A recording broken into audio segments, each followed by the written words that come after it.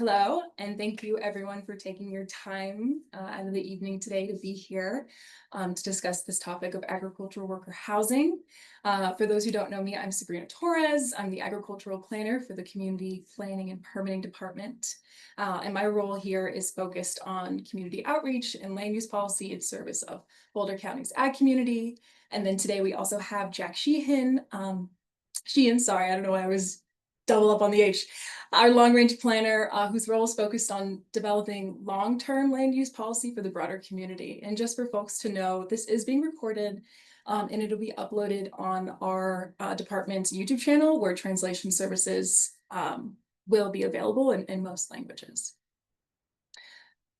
So, because this kickoff is to try and get folks on a similar page, we wanted to first clarify that this project focuses on unincorporated areas in Boulder County, which really means the parts of the county that are outside of the boundaries of cities and towns like Ward and Boulder and Longmont and others, which on this zoning map are shown in gray.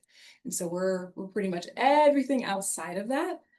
And this project in particular is intended to support the ag workforce. So our farm operators, those who run the businesses, our farm employees and their families, all those who help sustain Boulder County's local farms and ranches, which are mostly located on the eastern half of the county in the plains, shown in the white, if this is maybe your first time looking at a zoning map. And so a few expectations. We will have polls. So the presentation itself will be around 30 minutes. We'll have polls throughout the presentation. At the end of the presentation, there'll be an opportunity for folks to unmute and share perspectives from some of the questions we have for you. We'll have a raised hand feature for you all to use through Zoom. And then we'll have staff unmute so you can share as you please. If you have any issues finding the buttons, you might need to click more or reactions to find the raise hand. And then we'll also have the Q&A, and we're using Zoom's Q&A feature tonight. So you're welcome to ask questions throughout in that little box. And then we'll answer questions live at the end of the presentation. So if you're not seeing the Q&A button, again, you might have to click the more button, and then it'll lead you to the Q&A. And so one last note, you'll hear us use the word ag throughout the presentation. It's just to save breath. It's shorthand for agriculture or agricultural, as many know.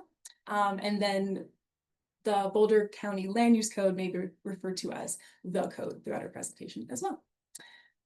So with that, our meeting goals tonight are to share why Boulder County is exploring this topic of agricultural worker housing, what authorization the Board of County Commissioners provided, and what types of topics staff have been asked to evaluate through this process. We'll clarify the scope of this project, how it differs from a separate ADU code update if folks are, kind of their ears prick up for that. And then we'll discuss the anticipated project timeline, opportunities to stay involved, and how your input will help shape the work moving forward. And with all of that said, we would love to get an idea of who's here, and questions will be provided in both English and Spanish. So if anyone would prefer that I read the answers, I'll read the question but not the answers, please raise your hand and I'm happy to also read the answers as well. Okay, but it looks like people are flowing. So yes, which best describes your interest in this topic? Please select all that apply. And we'll take a few seconds.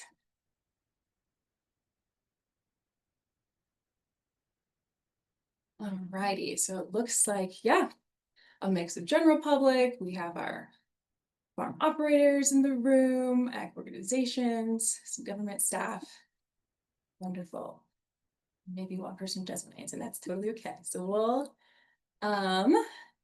well, quick question, Gerardo. I have my handy teammate.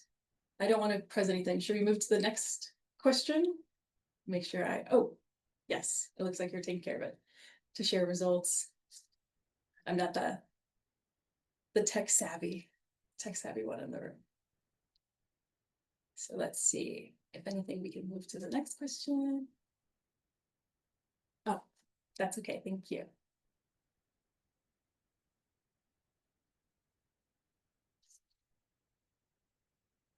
Alrighty. We'll move to the next one. Oh, yes, sorry. We'll move to the next question. We had about the majority of folks respond, so we'll move forward from there into our next question, number 2, which is how familiar are you with Boulder County's current agricultural worker housing allowances?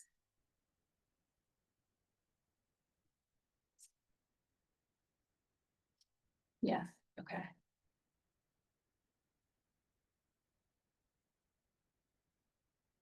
Wonderful. It's exciting that some folks are very familiar. That's huge. And wonderful if this is your first time as well.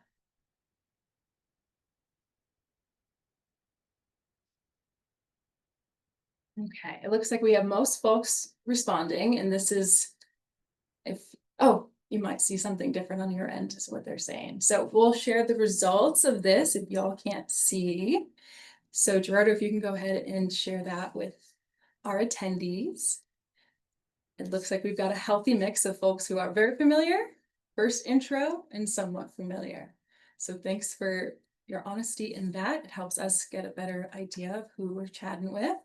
And from there, we'll move to our next question, which is, what are you most interested in learning about today? Please select all that apply to you.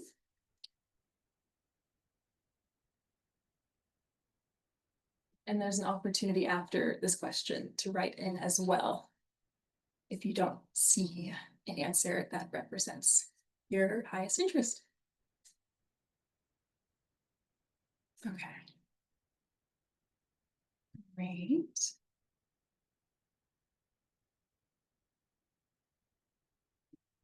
Wonderful. All right, so it's consistent with the number of participants from the last question. So we'll go ahead and share, thank you, Doretta, the results. So yeah, potential housing concepts being explored. So we'll definitely high level touch some of those ideas that we've been hearing from the community thus far, how this may affect agriculture, the community.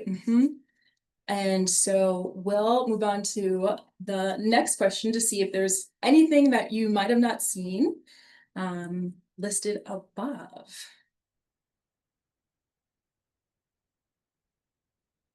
So is there anything else you're hoping to learn about today that wasn't listed above? We always want to make sure folks can share what's important to them. Okay. Oh, I love seeing write-ins. Okay.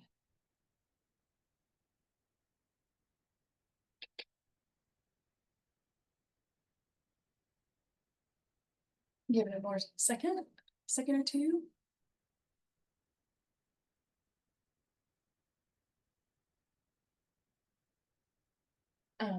Nice.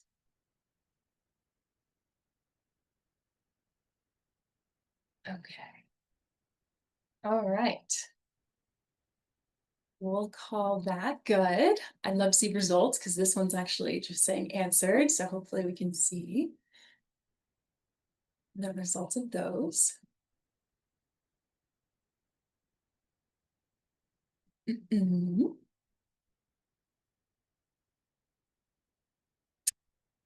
And if not, we will. Oh, okay. This one apparently gets to be reviewed after this meeting. So thanks for those who submitted it. And at the end, if you want to share, I'm more than happy to talk about those. So thank you for answering those kind of initial questions to better understand why you're here today. It's really important for us. And with that, we will dive on in. Thank you, Gerardo. So how did we get here? Essentially, ag worker housing has been consistently identified as one of the biggest challenges facing Boulder County's farming community. And over the past several years, ag producers have shared that recruiting and retaining workers have become increasingly difficult. And it's One of those main factors is because practical and affordable housing options have been relatively inaccessible. And so as a result, we've been learning that a lot of prospective workers often have to turn down job offers to go elsewhere.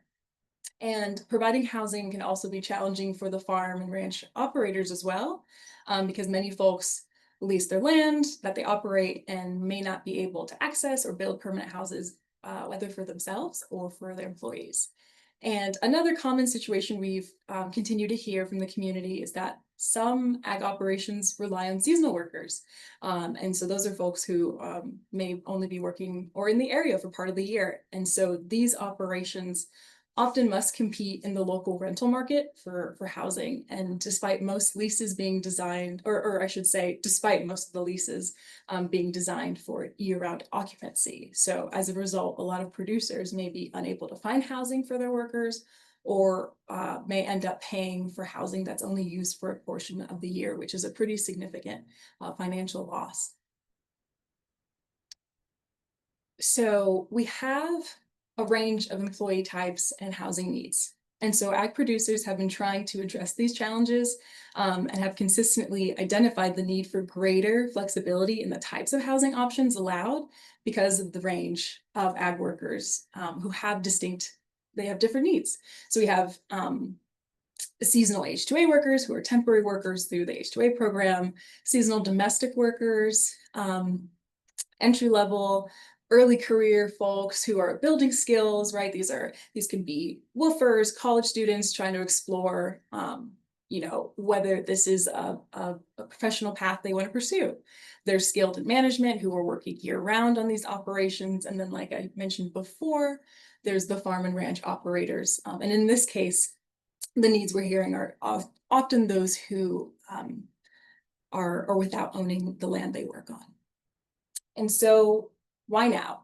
The comprehensive plan really is our guide. About a year ago, the Community Planning and Permitting Department identified housing as a priority area for the future of some of the land use code updates. And so it created an opportunity for staff to explore ag worker housing as part of this broader effort. And it's important to note that the work is guided by the comp plan, which is essentially a living document that serves as the county's long-term vision, and it reflects our community's priorities. And the land use code itself, a separate document, is a tool that basically it's used to put those priorities into practice when it comes to how land can be used and regulated. And so agricultural worker housing sits at the intersection of many specific goals in our comprehensive plan, which include supporting resilient ag economy, the human infrastructure, the building infrastructure, things of that nature, providing safe and practical housing for people who feed our community, conserving farmland, protecting natural resources, and then of course, thoughtfully managing growth in the unincorporated county. And so with all land use decisions, the goal isn't to maximize any one of these alone, but to explore approaches that balance these values while minimizing impacts to our ag lands that the community wishes to keep protected. So an important piece of background for this project is that it builds on existing work and conversations with the local ag community. And so this allowed staff to begin this land use code exploration from a place really informed by listening to the evolving needs of the community. And as a result, many of the housing concepts being explored thus far have been requested by the community, by the ag community, through local surveys, reports, ongoing conversations with farmers and ranchers over the years. And so a few examples are the housing survey done by CSU staff in Parks to Open Space, that was specifically highlighting the scarcity of ag worker housing as being one of the major barriers for that recruitment and retention I talked about earlier. And then there are other reports focusing on the business constraints in the ag sector that were showing how the lack of housing for ag workers is a threat to future farms. And part of these surveys included proposed solutions to to brought up constraints. And a lot of these addressed wanting or having a need for allowing more year-round, more seasonal, and community-level affordable housing for farm workers. And so here are some of the partners we've been working with in the conversations as well, like the Flatirons Farmers Coalition, Community Farmers Alliance, and so on. Another important piece of context is that we've been able to reflect on existing land use code regulations thus far. And so essentially, currently, the ag worker ADU, accessory dwelling unit, or also known as ADU, is currently the only housing allowance in the land use code specifically tied to ag operations. It's one of 3 accessory dwelling unit paths available in the land use code, but to date, it's seen relatively limited use by working in commercial ag operations. And we've had about 2 since 2018 be properly to have made it through the process and been approved. And so we recognize that the permanent housing model may not always align with the operational realities of many of our farmers and ranchers.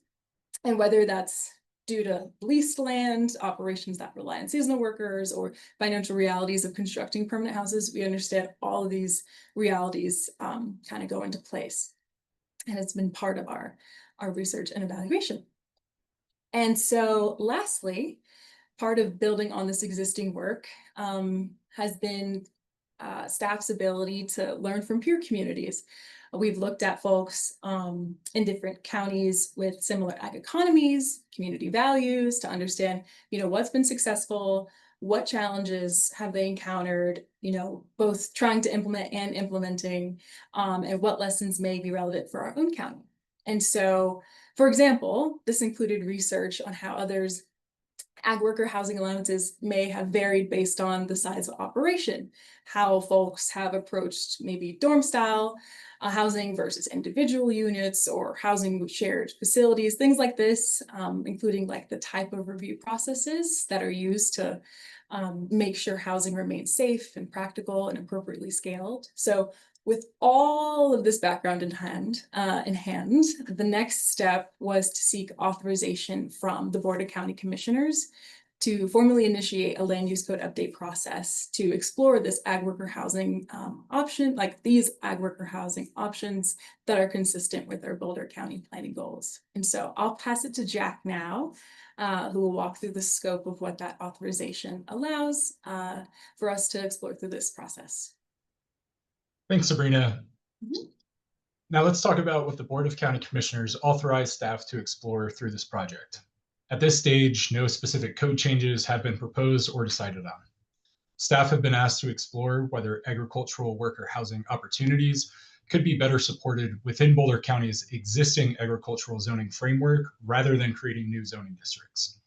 We've also been asked to evaluate both seasonal and year-round housing needs associated with active farming and ranching operations. Lastly, we've been asked to explore opportunities to improve planning review pathways.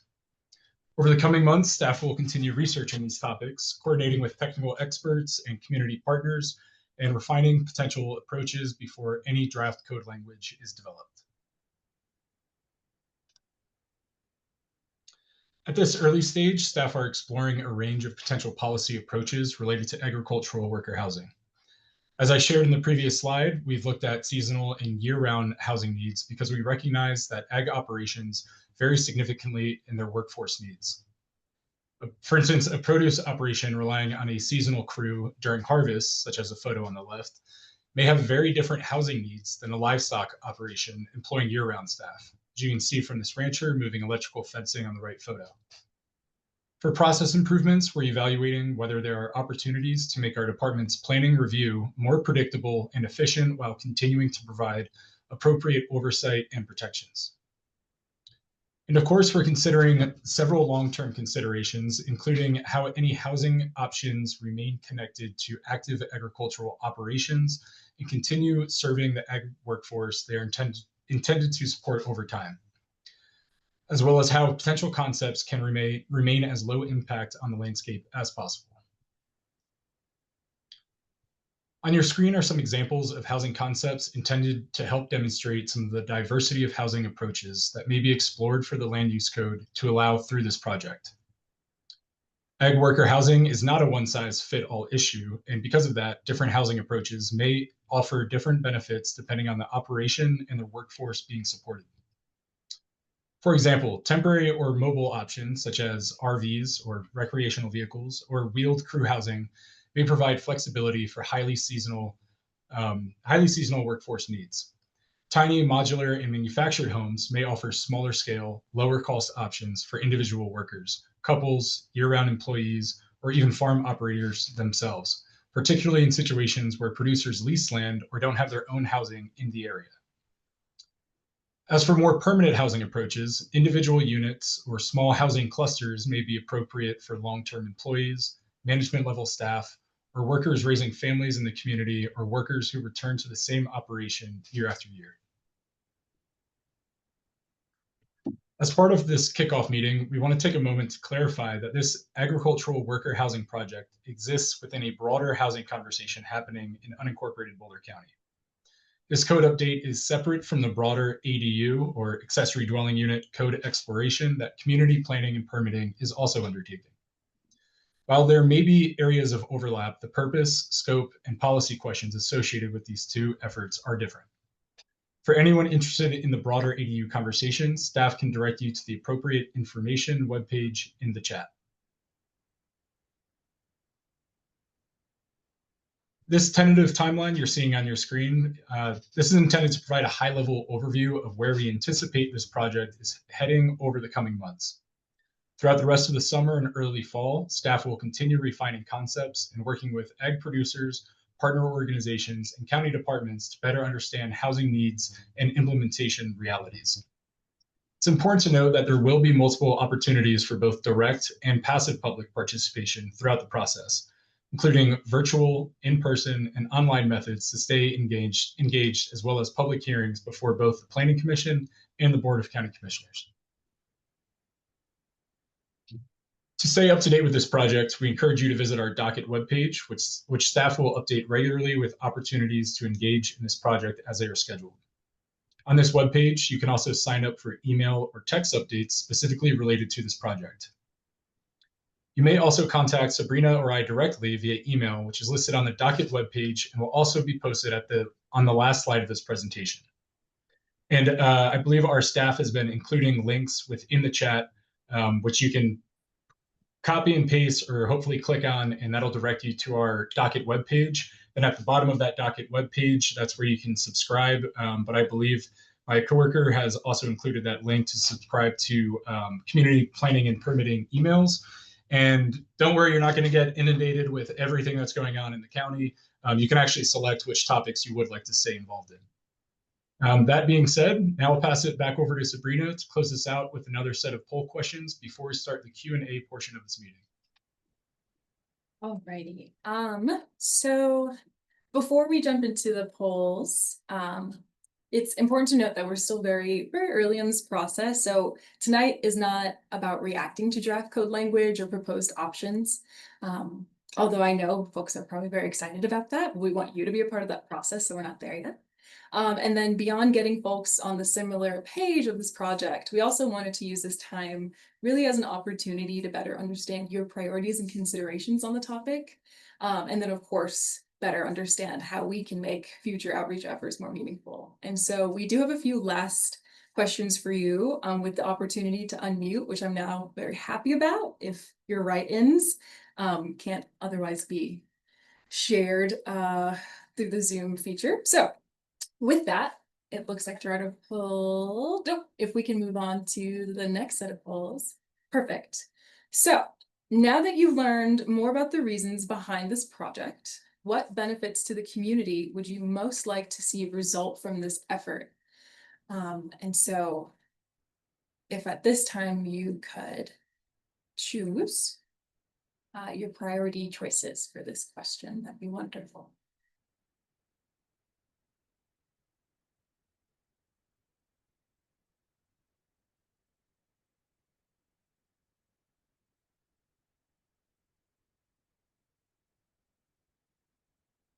And we'll definitely give time for folks to read, think through.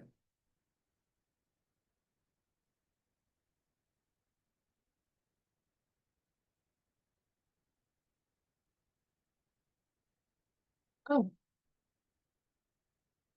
Also, apologies. this is a switch. So the answers for this question actually are for a question that is, what potential challenges to the community would you most like to see? Would you not want to see as a result from this effort? So we had a little switcheroo there. But it looks like folks are catching on with sharing what their potential challenges they wouldn't want to see result from this would be. So thank you for being clever attendees.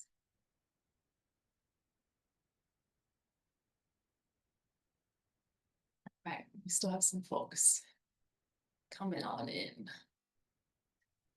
Because I have to guess what it looks like on your end.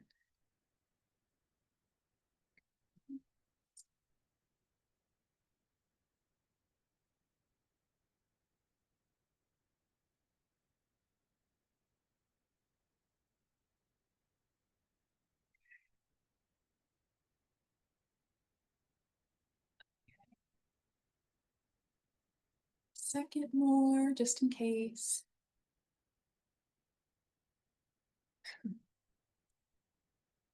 Right. Okay. All right, we can summarize. Thank you, Gerardo. So yeah, this is pretty huge. It looks like a significant amount of folks are concerned that the housing options that may even be allowed may still be, we hope to not see that the options are too costly or difficult for folks to realistically utilize.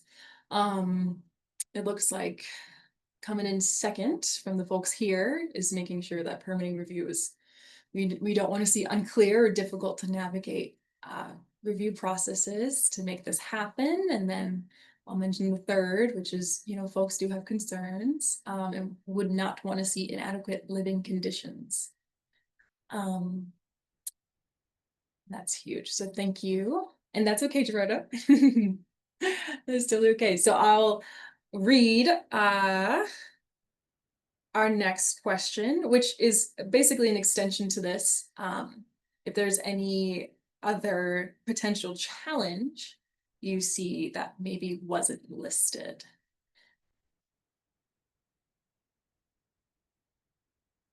And you're welcome to write that in, as we never want to assume what folks are at. Give some time for this one.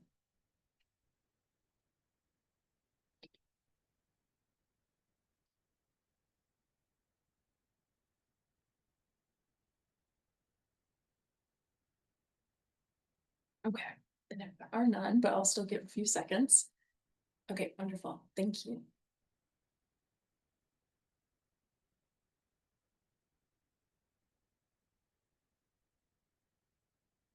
Folks a second to think. I know I don't always think the best on the spot.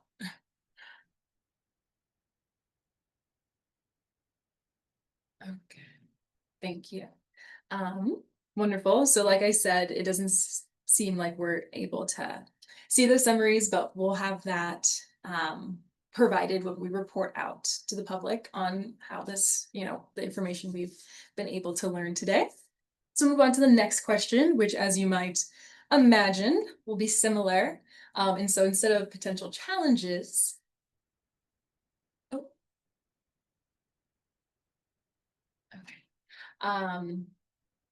instead of potential challenges, it'll be what benefits to the community would you most like to see result from this effort?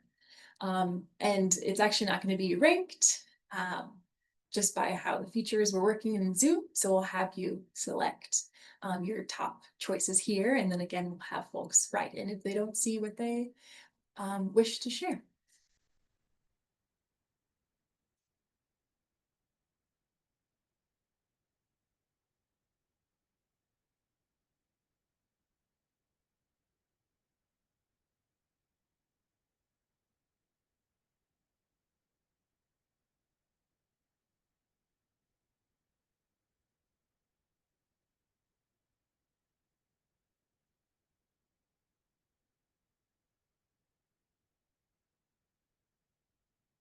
Seconds.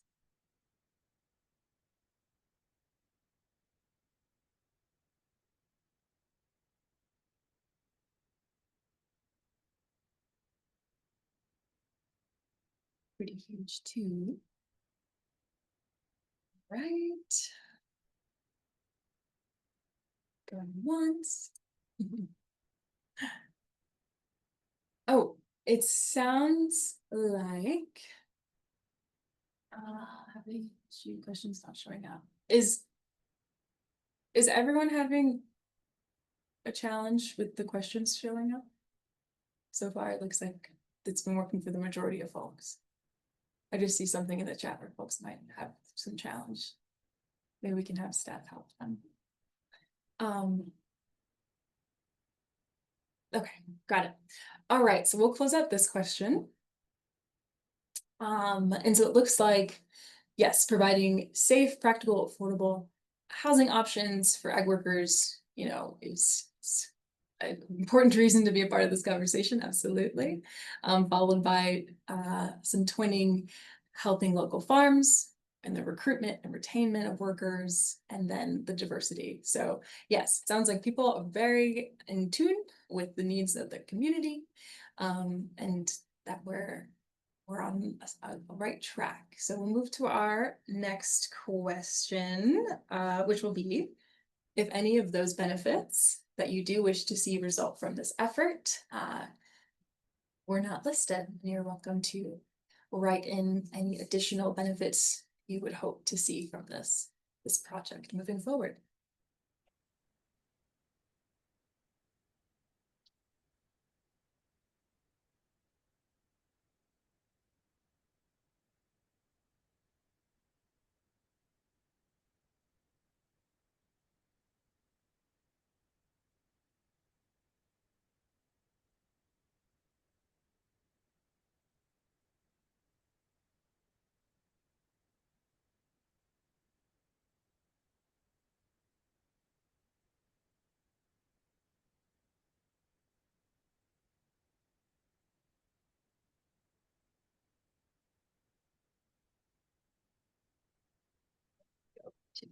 I hit mark. Oh no, we'll actually give it some more room. Looks like we're still getting answers.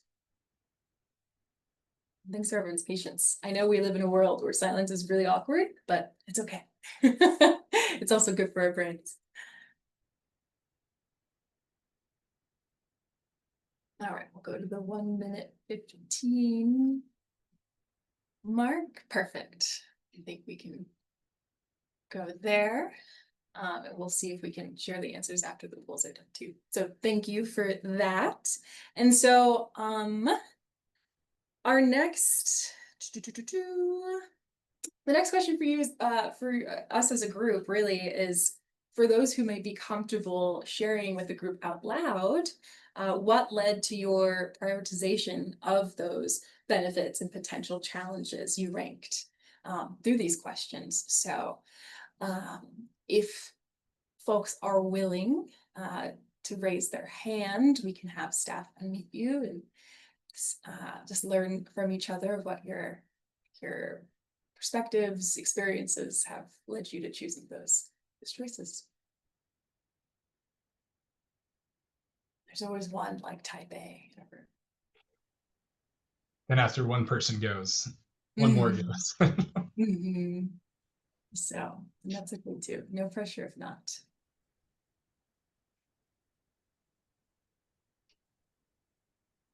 Okay. All right. Thank you, Michael. Do we have someone unmute our kind friend? Good evening. Thank you so much, Sabrina. And I really applaud you and all the staff at CPP and the commissioners for being willing to start to talk about this and see what we can do. I own and operate Kilt Farm and am the president of Community Farmers Alliance.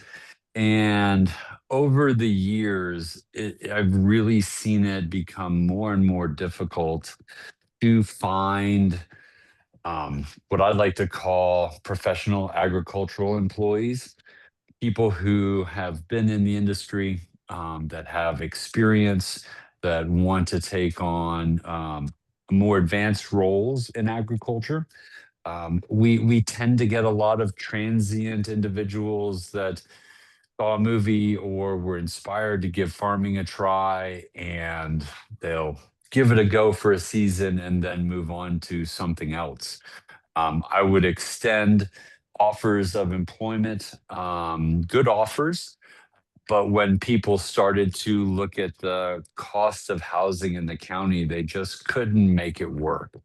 And I noticed that the pool of potential employees kept getting smaller and smaller, and my farm became harder and harder to staff. And specifically for my farm, I'm exclusively on Boulder County open space.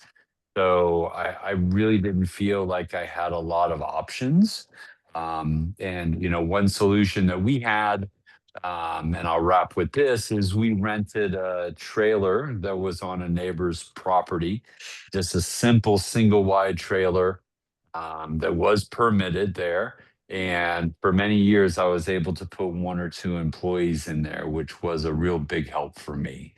So I hope that this process allows the farmers in the county to, you know, be able to bring in better employees that can then become parts of the community instead of just being transient. So once again, thank you so much. Thank you, Michael. Yeah, and that's a huge reason why we're doing that. You're speaking on so much of our, like, the background work that Sabrina has done with the agricultural community. That has been something we've, been hearing repeatedly, is just having some options to keep that workforce vibrant and, coming back and reliable. So yeah, that's exactly why we're here. Thank you for sharing, Michael.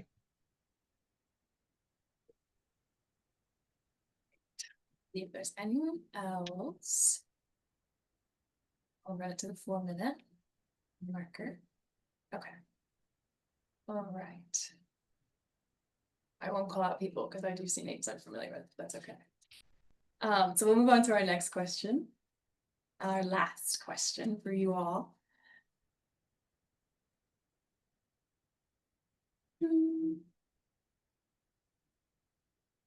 Hopefully nothing gross. All right, just in case, Gerardo. But you can start thinking about it as well.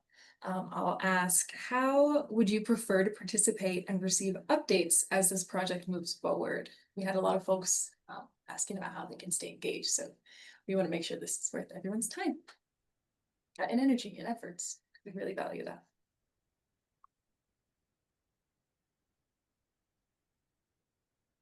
Okay. I came in fast. Is that great?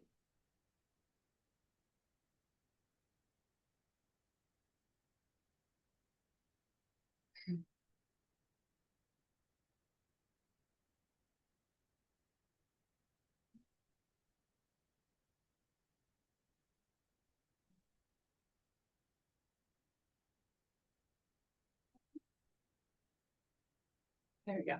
Look for that number. Okay. Wonderful. Thank you, Gerardo. So we'll look at the summary of them. It looks like great. It's super helpful to know that virtual is probably the most accommodating for folks throughout the year. So we hear you. Some passive opportunities seem important. Folks want to be able to reach out via email, and then it looks like small group conversations are also of interest, and it's of interest from staff as well, to start building those relationships too as we navigate a pretty complex topic. So we appreciate your answers there. And so yay to the poll questions. If you liked them, yay. If you didn't, thank you anyways for participating in those. And we'll move on through. So before we jump into the Q&A section, we did actually receive 3 submitted questions and comments in advance that we wanted to take a moment to address now. And so the first question is, are you considering dwelling size options relative to workers or parcel size? Considering things like farm worker with a family versus multiple workers. And so yes, that's definitely the type of questions we're actively thinking about and talking about as staff. Housing basically for an individual worker, a family, or a group of workers can look very different. And so we know different housing types may make sense for very different farm and ranch realities as well. And so at this stage, we're trying to better understand who the housing's for, how long it's needed, what types of housing make sense in different situations. So this is exactly the type of questions staff are working to try to better understand through this process. And so why we'll have so many touch bases with the community in this process. The second question is if year-round housing options for workers are also being considered. And yes, the goal is not to identify a single housing model, but really to explore whether there may be appropriate range of options that the land use code can allow to better support the range of needs in the community, which is from what we're hearing, both seasonal and year-round housing types as benefits folks want to see. And then folks want to know how local small farms can get involved. And so Jack described those earlier about participating in future meetings and providing feedback as our concepts are developed and developing. And so for local farmers specifically, we're also co-creating surveys intended, we're working on surveys with other ag organizations for both ag operators and or basically ag operators trying to provide housing and agricultural workers who are relying on housing options to better understand those housing needs and experiences. And so those surveys will help ground truth things like workforce numbers, lengths of stay, common living arrangements, and just housing concepts that may work best for different folks. So that's one way local farmers in particular can be involved in a very meaningful way. So wanted to answer those first, and then we will dive into the Q&A for the next 15 minutes. So let's see, Hannah and or Ethan, if there's anything that came through the Q&A feature that we can chat about. Yeah, it looks like there's 2 questions that, and all the attendees should be able to view the questions with the answers that were provided. Okay, perfect. I see that now.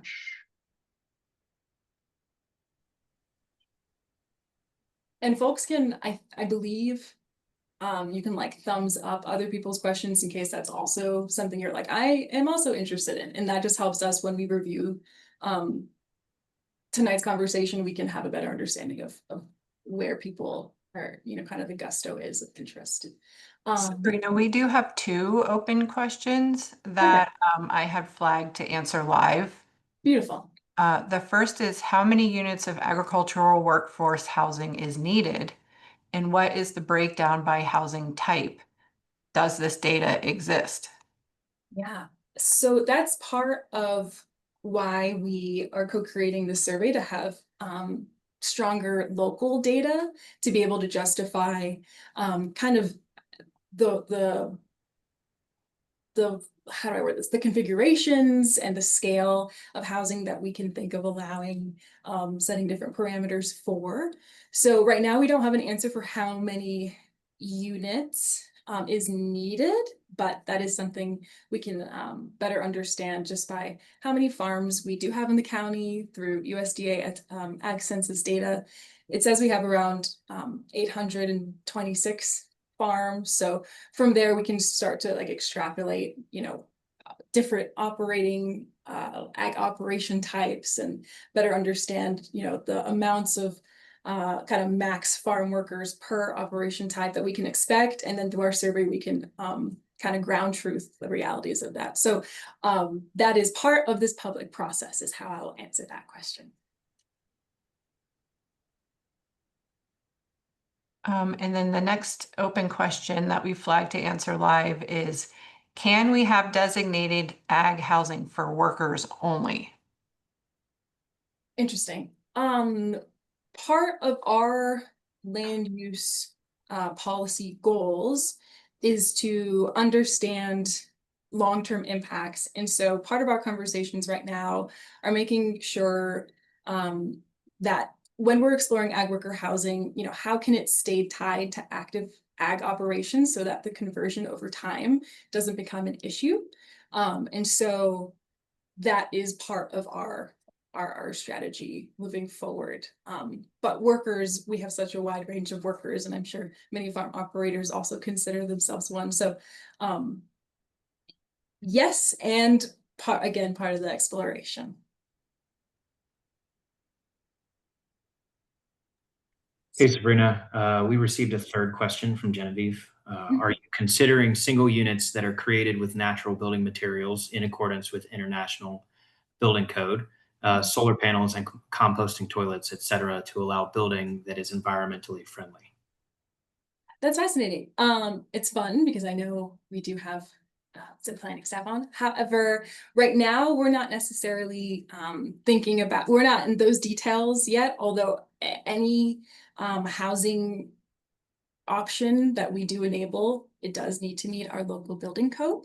And we're actively working with different departments to make sure that, if we have options, housing options to allow, how feasible are they through the remainder of county processes, including our building department. And so these natural building materials, so long as they meet code, and in conversation with our building staff, we can talk about how these kind of realistic interests from our rural community when it comes to solar and composting, how that can possibly be either built in or if it's inherently allowed under current regulations. But that's a good question.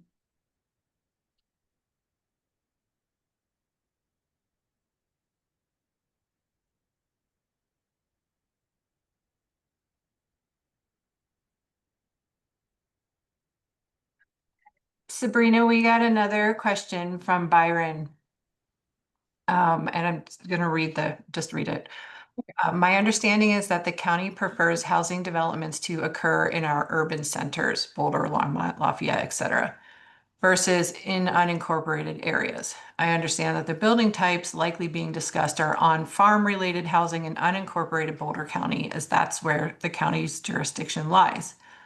But many farm workers may have more interest in living in urban centers outside of the scope of Boulder County's CPP work on this, given that they don't have authority over the cities. So is CPP working with our municipalities around how ag worker housing could appear within our county's urban centers? Yeah, it's a great question and kind of a great reason to emphasize that we do. In unincorporated Boulder County, we truly do want to emphasize development remaining where infrastructure is primarily in place, serving kind of the density of people who are there. Why this topic has even, been an opportunity for our department to explore is because we do serve most of the rural parts of the community, right? The farms and ranches are where these workers must have access to, have some interest in living on or near.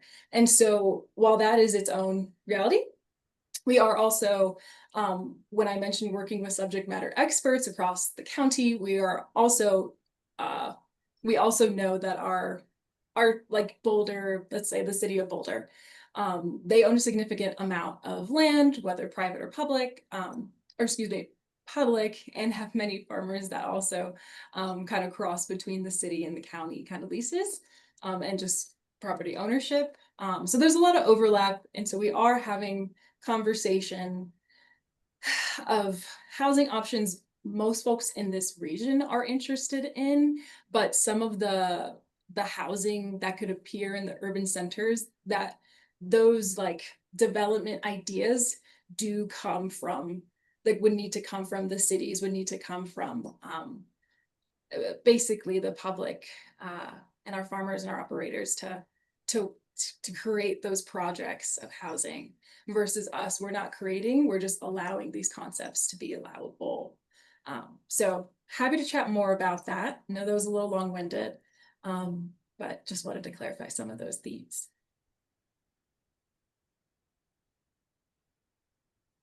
Hey, Sabrina, we've got an anonymous question.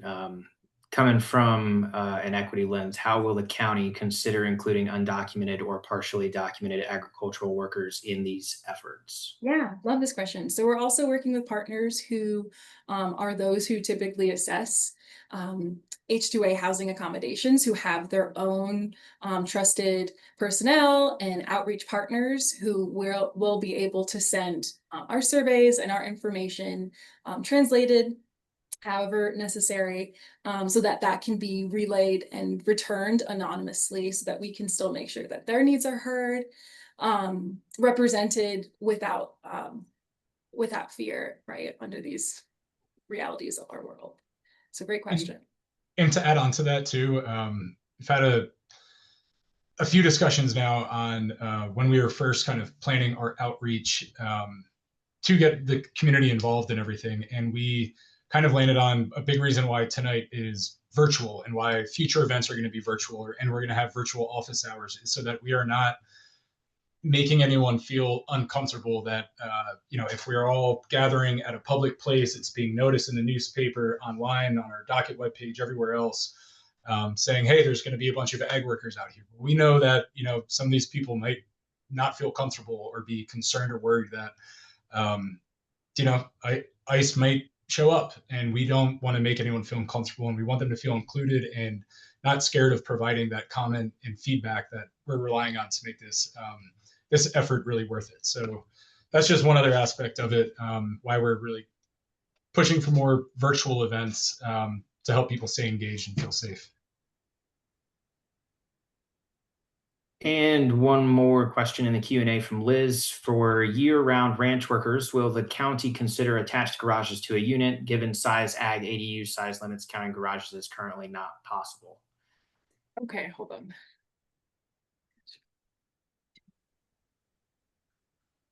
Okay, interesting.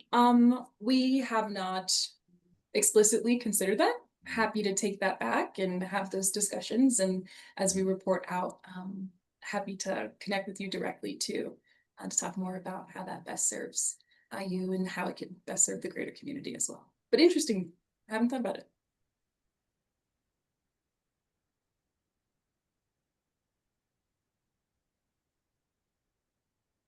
Okay. That is the end of our questions. All right. Well, And there was Sabrina, I think on the next slide, if you could go to the. I think we might have another question. Ms. Hannah, are you responding to that?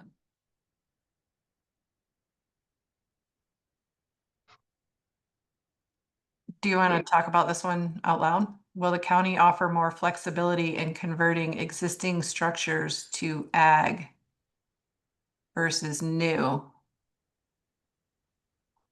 I think I need more. I think the question is, will there be more support for using existing structures and converting those to housing over maybe building a new structure?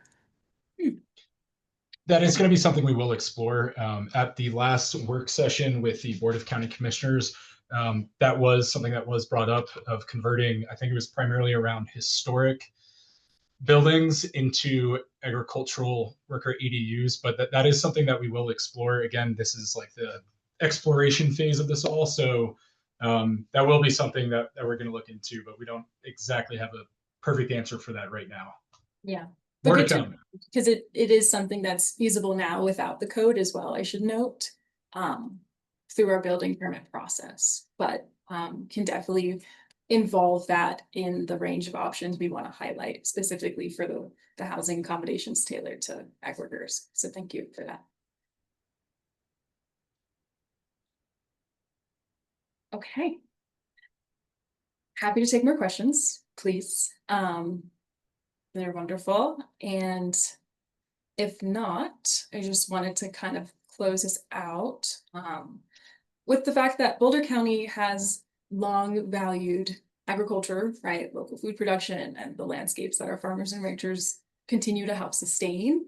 And that really at the same time, our ag operations continue to face a lot of real challenges to remain viable. So if there's one thing you could walk away tonight, just let it be that our goal is to explore how land use policy can better reflect the realities of today's ag workforce, and support that long-term future of local agriculture. So with that, happy to take more questions, but thank you for showing up, for sharing your perspectives, and then just staying involved as you can through the ways that you've kindly shared with us.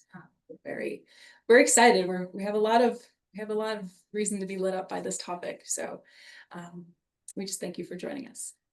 Yeah, there's a lot of excitement both from staff and the public around this. And again, for our colleague Ethan, he put in the chat both Sabrina and my email. Feel free to reach out to us directly if you have any questions. And then also he included the link to subscribe to our community planning and permitting news. And again, you can select what topics you want to stay informed on, so you won't get inundated with a million emails about every topic that we're discussing in the office. So please feel free to sign up. Check out our docket webpage periodically for updates as well if you don't sign up. And yeah, again, thank you all so much for taking time out of your evening to join us. It means a lot, and it's going to be a huge part of this project. Thanks, everyone.